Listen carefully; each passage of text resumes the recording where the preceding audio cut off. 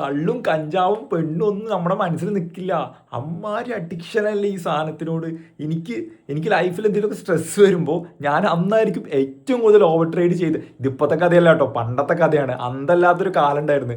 അന്നൊക്കെ അടിച്ചടിച്ചടിച്ച് കളഞ്ഞതിനൊന്നും ഒരു കഥയില്ല. അന്ന് ലൈഫിൽ എന്തെങ്കിലുമൊക്കെ പ്രശ്നങ്ങൾ വന്നിട്ട് മൂഡ് ഔട്ടായിട്ട് ഇരിക്കുമ്പോൾ അന്ന് മൂഡ് മാറ്റാനുള്ള ഏറ്റവും നല്ല പരിപാടിയാണ് മാർക്കറ്റിൽ പോവാ, ബയ്യും സെല്ലും അടിച്ചടിച്ച് ഗ്യാംബ്ലിങ് ചെയ്തിട്ട് കൺമുന്നിൽ ഇങ്ങനെ ലോസ് ഇങ്ങനെ കാണുമ്പോൾ കിട്ടുന്ന ഒരു കിക്ക് ഉണ്ടല്ലോ, ആ കിക്കായിരുന്നു എൻ്റെ ഡോപ്പമിൻ.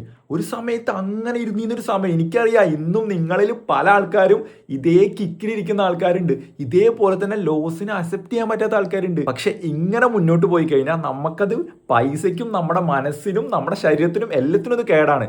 ഈ ഒരു കാര്യം നമ്മൾ മനസ്സിലാക്കിയിട്ട് ഇതിനെ സോർട്ട് ചെയ്യാൻ നമ്മൾ ട്രൈ ചെയ്യണം. പൈസ തരുന്ന കിക്ക് ഉണ്ടല്ലോ, ഈവൻ ഒരു ബിസിനസ് ചെയ്യുകയാണെങ്കിൽ തന്നെ പൈസ തരുന്ന കിക്ക് വേറെ ലെവലാണ്. അപ്പം ഇങ്ങളൊന്ന് ആലോചിച്ചൊക്കെ, ഒരു സ്ക്രീനിൻ്റെ മുന്നിൽ നമ്മുടെ കൺമുന്നിൽ നമ്മുടെ പൈസ ഇങ്ങനെ ടക്ക് ടക്ക് ടക്ക് എന്ന് പറഞ്ഞിട്ട് ഗ്രീനും റെഡും ഒക്കെ ആയിട്ട് ഇങ്ങനെ കളിക്കുമ്പോൾ അതിങ്ങനെ കണ്ട് നിൽക്കുമ്പോൾ കിട്ടുന്ന കിക്ക്, അതൊന്നും ഒരാളോട് പറഞ്ഞാൽ മനസ്സിലാവില്ല. ട്രേഡ് ചെയ്ത ആൾക്കാർക്ക് മാത്രം കണക്ട് ചെയ്യാൻ പറ്റുന്ന ഒരു സംഭവമാണത്. ഈ കിക്കിൻ്റെ ഉള്ളിൽ നിങ്ങൾ പോണ ആൾക്കാരാണെങ്കിൽ പെട്ടെന്ന് മക്കളെ ഇതൊന്ന് എക്സിറ്റ് അടിച്ചോ. കുറച്ച് കാലത്തേക്ക് സ്റ്റോപ്പ് ഇട്ടാലും കുഴപ്പമില്ല. ഇത് ഭയങ്കരമായിട്ട് നമുക്ക് പ്രശ്നം ചെയ്യും. അനുഭവം കൊണ്ട് പറയാണ്. കൊണ്ടുപോയി കളഞ്ഞ പൈസക്കൊന്നും ഒരു കണക്കുമില്ല. ഇങ്ങൾക്ക് ആ പ്രശ്നം ഉണ്ടാവണ്ടെന്നുണ്ടെങ്കിൽ ജസ്റ്റ് സ്റ്റോപ്പ് ചെയ്യ്. എന്നിട്ട് ഒരു റൂൾസ് ആൻഡ് റെഗുലേഷൻസ് ഉണ്ടാക്കിയിട്ട് ആ രീതിയിൽ കൊണ്ടുപോ. വേറെ വഴിയില്ല, വേറൊരു വഴിയില്ല. അതുകൊണ്ടാണ് ഞാൻ പറയുന്നത്.